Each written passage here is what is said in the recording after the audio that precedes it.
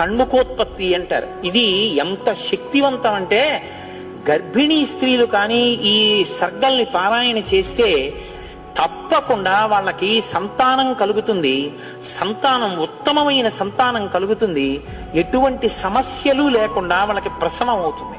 అంత శక్తి ఇందులోనే ఉంది. ఇందులోనే వాల్మీకి మహర్షి కుమార సంభవం అన్న మాట వాడారు.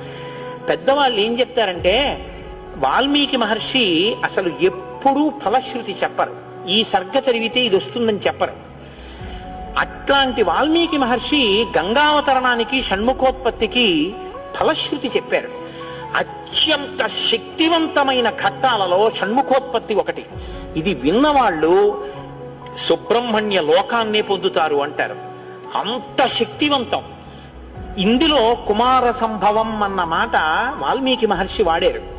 దీన్నే కాళిదాస్ గారు తీసుకుని కుమార సంభవం అన్న గ్రంథాన్ని ఆయన ఆ పేరుతోనే రచన చేశారు. కానీ ఇప్పటికీ గర్భిణీ స్త్రీలు పారాయణ చేస్తే ఈ షణ్ముఖోత్పత్తినే వింటూ ఉంటారు. షణ్ముఖోత్పత్తి అంటారు. ఇది